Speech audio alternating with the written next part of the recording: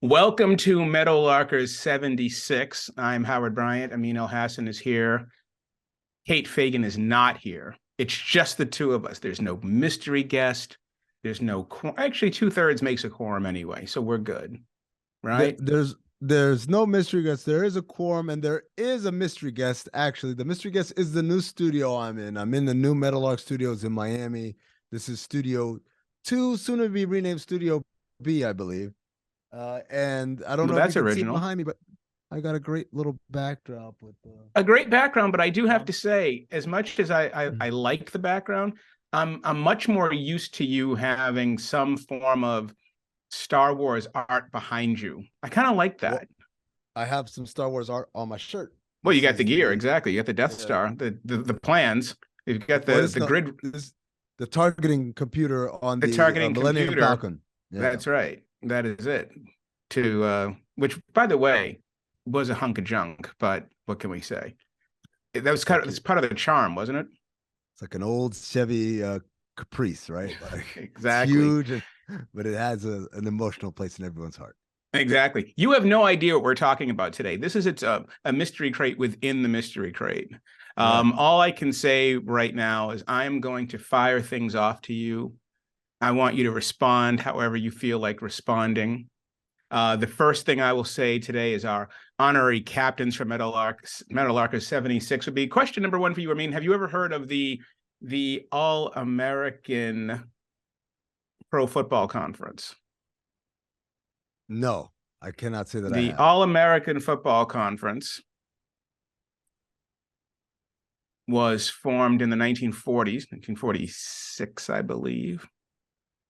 And number 76, Marion Motley, played for the Cleveland Browns, the first black player in that league. That league existed for, I believe, 4 seasons, and the Cleveland Browns won all 4 championships. And then they merged with the National Football League. Wow. How do you like that? I did not know that at all. That's right. So the Cleveland Browns won every championship with the AAFC. Marion Motley, number 76, was the first black player in that league. That's around that exact same time the NFL's Los Angeles Rams integrated with Kenny Washington, who did not wear number 76, nor did Woody Strode, his teammate. But both of those guys were teammates of Jackie Robinson at UCLA. So in the same year, the NFL and AAFC in football, integrated. Right? I gotta ask the question because Jackie Robinson played every sport at UCLA. Professional football. Yes. College football at UCLA. Got it. Okay. John Bradley wore number 76 for the Philadelphia 76ers. He was 7'6". And he was 7'6". Exactly. And the other 76 that we will honor today, in addition to the United States 1776, would also be, I would say, Montreal Canadiens defenseman P.K. Subban wore number 76, and ESPN hockey commentator. So lots of 76s going on. Let's not forget the Philadelphia 76ers as well. How could we do that? Today, I'm going to call this one a tale of 2 phone calls. That's where we're going today. I don't know if you know anything about what I'm talking about, but soon you will. March 27th, 2022. I was minding my own business working on something, and my phone rang, and it was my friend Chris. Chris and I have known each other for years, one of my best friends.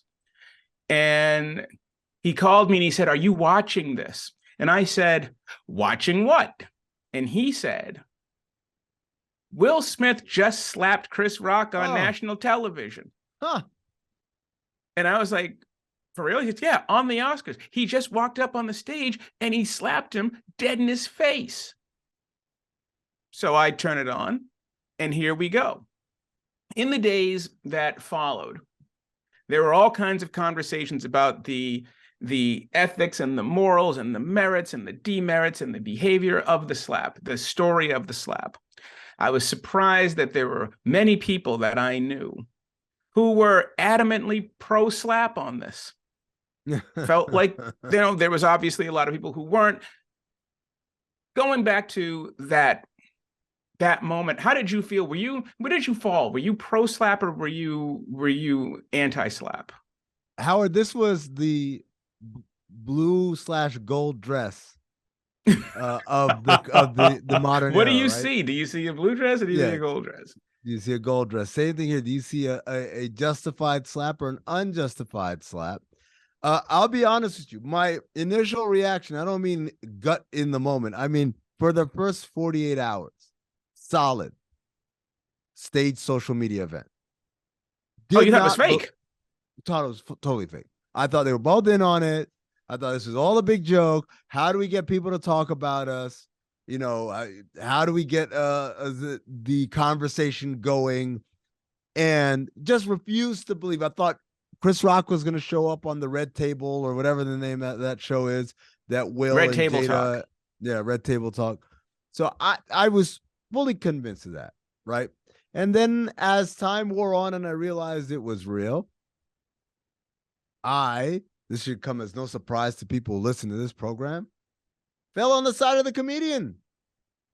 You either laugh or you don't laugh, but you don't get on the stage of a performer and you don't disrupt the performance pretty much. You can get up and leave, and I'm sure the cameras would have caught that and it would have been a very strong statement.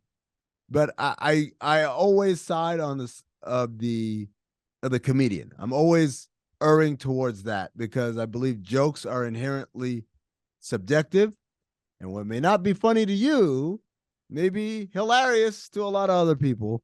And you it's almost kind of like you expose yourself to that when you show up to a like a comedian roast. show. So when you go to the Oscars, you are participating in a roast of sorts. Yes, I believe so. And not as harsh as an actual roast, and not as harsh as even like the Golden Globes, which tends to be a lot looser, more alcohol flowing. Everyone's kind of more relaxed, but it's still a roast. They didn't come here just to kiss your butt. You also will get some jokes thrown your way. And most people are good sports about it. Exactly. And as recompense for being part of the Gilded. Yes. This is also the price for being the rich and the famous and the glittery, and this is part of it. So I was surprised. One of my very, very good friends was seriously pro-slap, and her attitude on this was, how many times do we expect someone to be the butt of the joke before the puncher gets punched? The puncher is the comedian. How many times must we sit and take this before the puncher gets counterpunched? That was sort of the pro-slap position. Here we go now, game 2 of the first round of the Western Conference playoffs. And we have Draymond. Mm-hmm. And this very same person is totally pro-stomp. Pro-stomp with the exact same position. How long Chris? No, not Chris. Okay. Not Chris, my pro-slap friend. Okay, Chris is the one who made the phone call. Chris was absolutely anti-slap. Thought Will Smith was sort of... Actually, no, Chris was sort of pro-slap too, if I'm not mistaken. If I'm not mistaken. He's like, some people have it coming. I just don't love that. But anyway, right. I do understand the argument of how long does the puncher get to punch without having to play a little defense. That being said, do you walk up to someone on national TV and slap the shit out of them? There we go. That's proportionality sort of hits me there. Right. But sort of the Draymond pro stomp, my friend who was pro slap says to me, how long? What is Draymond Green supposed to do when somebody is grabbing your leg? Right. Or when there's all this other extra legal stuff going on, her argument is that if you're going to play dirty and pull down Klay Thompson and do these sort of, ratchety things during the game, at some point you might get stomped, and you got stomped. So there's a couple of things going on here. First and foremost, I was staggered by how many people felt that Draymond was justified. Yes, there was a lot of pro stomp here. The suspension was unfair. And it all seems to stem from, well, he grabbed him. And Malik Monk had grabbed him before, and he had to, draw a line. That would mean, to me, I would accept that argument if the argument were, how did Sabonis get off scot-free? You want to put it like that, I'm like, hey, that's fair. But to kind of absolve Draymond for his reaction, for an overt overreaction, I just don't understand it. No. Because here's the deal. One, this is someone who's acting as an irritant to you. They are looking to get this sort of reaction out of you. That is on purpose. Well, that's what I said to her when we were having this argument, and to the others, like in my group chats when we've had these arguments. You got to remember that Draymond on virtually every play is clapping very loudly in your face. Right? I mean, so it's part of the game for him to do these things. And our man, Dominique Foxworth, had made the argument that he thought, I think he used the word unprecedented in terms of using past history as a means for the suspension, which I don't think was exactly accurate. But I wanted to ask you this. Have you ever gotten a speeding ticket? I have, yeah. So you've been stopped for speeding? I have. So you have been in that uncomfortable position where you're sitting there while the cop is running your shit behind you. Yes. Right? So essentially, what is that cop doing? That cop is looking at your past history. If you got a bunch of speeding tickets, chances are you're getting a speeding ticket right there. Right. If you're pretty much clean, pretty much they may let you walk unless you're really egregious or unless the guy's being a dick. So, okay, so here's that's a great example. That's a great analogy, because here's why. In the case of Draymond Green, there were three things at play. Number one, the severity of the act. A very overt stomp. This wasn't him trying to shake free or just get up the court. An overt non-basketball hostile act. That's one. Number two, what you're alluding to, the resume, the past transgressions.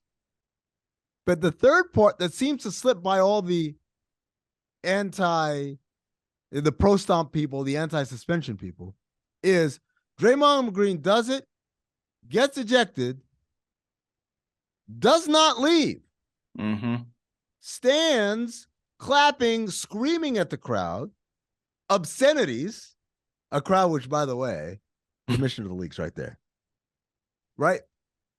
Failure to leave in a timely manner of the most overt kind, just obnoxious, toxic, and vulgar. Then goes into the locker room, showers, changes, has to wait for the end of the game. End of the game happens. Coaches address the team in the locker room, come back. Guys are getting iced down, things like that. Guys are going to the podium. He gets up on the podium and defiantly defensive of his action. I think if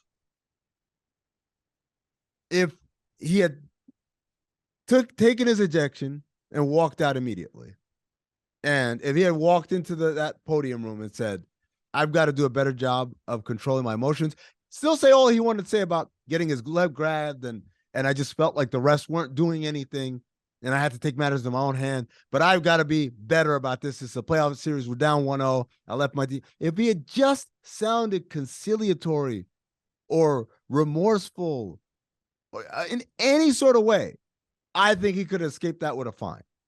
But when you combine all three elements, the violence of the act, the failure to remove himself from the court in a timely manner, and doing it, cussing at a crowd and clapping, and the defiant nature of the post-game presser, he did himself no favors. In the same way, Howard, to use your analogy, if I got pulled over and I had a bunch of speeding tickets and I sped not 5 over the limit, but like 20 over the limit, and when the cop was writing the ticket, I told him to go bleep himself, and I can't believe this, and my taxes pay your salary, and I did that whole rigmarole. That's right. I'm not doing myself any favor. I'm not saying it's not within your right to do that. I'm saying I'm at a disadvantage right now being pulled over. I'm not doing myself any favors by doing this speech right here. You're now at a worse advantage. And also, let's not forget, immediately after the game, the Kings put out, not a statement, but they did tell the media that Sabonis was in the hospital being checked. That didn't, he's having x-rays as we speak, right? Yeah. I mean, he's in the ICU, right? I mean, so all of these, they were absolutely playing this up. If our guy can't play, y'all better do something. If our guy can't play, there's no way he can play a Game 3 home game. So the Kings also did their part to sort of force the hand of the league, even if the league needed any forcing. Absolutely. And that's gamesmanship, by the way. That's gamesmanship on two levels. The gamesmanship of Sabonis to grab his leg and know that he's triggered and this guy's on the edge. And the gamesmanship of the Kings of, just very subtly. They didn't come out and say he needs to be suspended. They didn't say any of that. They just said, hey, our guy's still hurt. He's hurt. And our guy was chest bumping. Exactly. They're checking his sternum. Right? I mean, there was something there. A tale of two phone calls, switching gears to something far more serious. A second phone call. January 2nd, 2023, I was walking into my house. I don't remember where I was. I think I went and had some dinner. I came home, and the phone call was from Bomani Jones. And Bomani Jones said, "Are you watching this?" And I said, "Watching what?" Why do people call you up asking if you're watching things all the time? Are you watching this? And I'm like, "Watching what?" And he says, "I think a guy just died on the field." Oh, it was Damar Hamlin. Yep. You should turn the TV on. I think a guy just died on Monday Night Football. Wow. Damar Hamlin was cleared to return to football activities yesterday. And part of his statement in that was, this is not how my chapter ends. Right. How do we feel about I have so many feelings about this. One, I was completely disturbed that this story was turned into this nationally heroic story. Yeah. The way that the NFL manipulated this. I mean, the compassion, obviously, for Damar Hamlin was obviously not just appropriate, but it was it was what we're supposed to feel. But the way this got turned into something else like this, it was very unseemly to me. I always thought once, 9 days later, he's released from the hospital. I did not believe for a millisecond that if he was allowed to play football, that he wouldn't. This is what they do for a living. That said, it feels very disconcerting. When you heard that Damar Hamlin was cleared to play and is ready to, is going to resume his football career, what was your initial reaction? First of all, in a very detached, almost sociopathic way, I find myself admiring the NFL's ability to take something that should absolutely have been something that pushed them to the brink of existence to a strong point in their favor. A heartwarming human interest story. Yeah. They turned one of the most negative stories possible, someone almost dying before our eyes on the football field. Someone whose heart actually stopped on your field during your game. They turned it into, isn't this a great story of the love of football? And this guy, he wouldn't stop until he fought back and could get back on the field. It is, when people talk about this is a company that owns a day of the week. This is the most successful professional sport in the history of North America. They're demonstrating to you it ain't just because people like people hitting each other. It's because they know how to do this business very well in a way that I think the other sports leagues probably wish they could run business as well as the NFL does. But the other part of it is I was a little staggered because beyond the public facing, there's always the private of liability. And I know in the NBA, we've had several players over the years who have had medical conditions that basically led teams unofficially go into cartel mode and say, nobody can sign this guy because we can't accept the liability. Yeah, Chris Bosh. Chris Bosh is the most recent high-profile example. If this guy drops dead on the court, there's the liability from the business legal standpoint, and then there's one from a moral standpoint. Howard, this guy dies. How can I sleep at night knowing that I'm the one who said, you know what? 6 doctors said no, but the 7th doctor said yes. That doesn't exist in the NFL. No, it does not. They operate under the auspices of, you could die doing this. That ain't our fault. And so do the people who watch it, because how many times have we heard the nobody put a gun to your head to do this? Right. So there is a collusion that takes place between the industry and its consumers. They've all made a deal that this is what it's going to be. And, you know, to tie these two together, one of the points that I wanted to make while you were talking was, I think part of the reason that there was so much pro-stomp response is that this is the culture that we're in. Like, we do live in a culture now where, like, one of the reasons why I say that I think gangster movies are so popular is because they get to do stuff that we don't get to do. It's like the scene in Goodfellas where Henry Hill says, you know, Karen was messing up at, not Karen, Janice was messing up at work, so we had to go straighten her boss out. So they show these guys walk into this poor guy's house at the office in the art gallery, and they just beat the hell out of him. Janice can do whatever she wants, right? And so we live in this culture now where we videotape people fighting in public. We view people and we sort of revel in that. So the stomp people are like, I would love to stomp somebody for holding my leg. Like there's an extension here where you relate to that sort of public physical violence because we just see it everywhere now. When it comes to the NFL, I think that people look at it in terms of what price glory. That, you know, I think about this in terms of how many other places in a civilized society do you just get to mess people up, right? Especially as we become more and more and more sophisticated, you know, and we've seen it in culture wars. We're taking the physicality out of blue collar work because that stuff is being mechanized now. Right.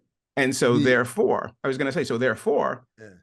there aren't that many places, which is why we glorify military and we glorify football, because there aren't that many places in this high-tech white-collar culture where you actually just get to be physical.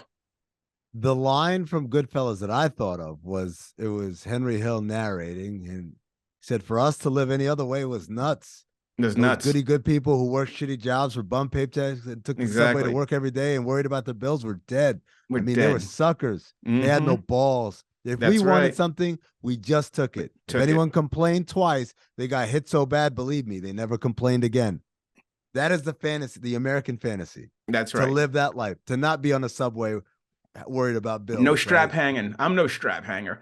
Well, because everyone wants to be they're the protagonist, they're the superhero of their own story, of their origin story. And here's what I would have done. Here's what I would have done if, you know, Sabonis had held my leg for a half a second. I would have stomped the piss out of him. I would have hit him so hard, believe me, he wouldn't want. Believe me, he would have never complained again. Exactly, right?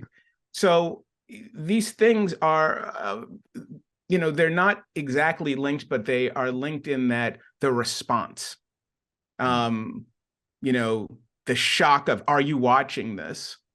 And then it ties into, okay, well, how do we feel about what's actually happening?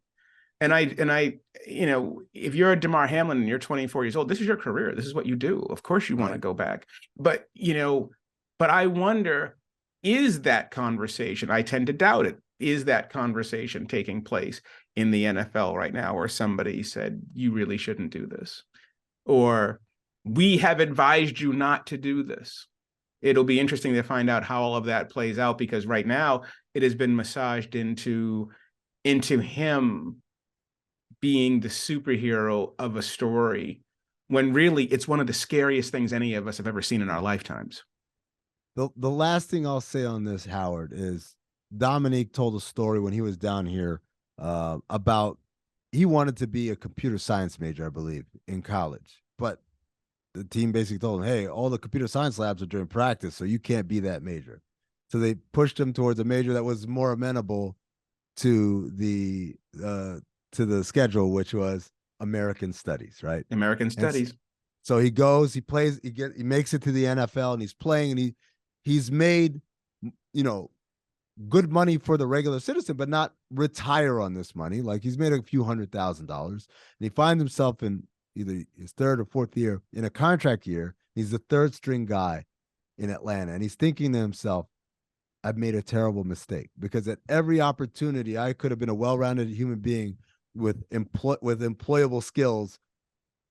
I chose football, and now here I am. I'm playing at the highest level, and I've got almost nothing to show for it. And yeah. I think about that from Damar Hamlin's standpoint, is that, yeah, maybe it's like, oh yeah, I love football, why would you take this away from me? And also maybe it's, dude, I've got nothing else. I chose this way of life above everything else, and now here I am. Yeah, it's what I do, and there's nothing the else. only thing I can It's do. the only thing. Exactly. It is an interesting place to be, and I am very conflicted about it. I'm not conflicted at all about how the NFL handled it. I thought it was incredibly cynical. I appreciate your cynicism, though. I mean, because you are able to appreciate the evil genius of the NFL's marketing and such, and it just makes me sick. But there is value in, it's like when people talk about the ruthless politician, when they talk about being really good at something, even though it's not for the good of mankind, it's for the good of you. This is a truncated episode of Meadowlarkers. We're going to wrap it up right now on those 2 phone calls. I will throw to you for final thoughts. Final thoughts. Don't stomp people. Or I should say this: don't stop people and expect to get away with it. Stomp people. Choose life. Yeah, make that a weighed decision there. Don't be like, oh, I can't believe these are the repercussions. Yeah, they're repercussions. They're repercussions. And one other thing too, in watching all this that hit me was the NBA is still running a business, and let's not ever forget that it's an 80% black league, and they are all still frightened to death of the malice at the palace. So you're going to get a response whenever things start to get out of hand. And the NBA is officiated with all of that institutional memory in mind. And on that, I think we're good. Kate Fagan will be with us next week, I believe. I hope, we all hope. And Meadowlarkers 77. Immediately when I think 77, am I thinking Lyle Alzado? No, I'm thinking Ray Bork. So, and Phil Esposito. Luka Doncic doesn't get and of course, and Luka's like, hey, what about me, man? So we will see you next week on Meadowlarkers 77. For Amin Elhassan, I am Howard Bryant. So long.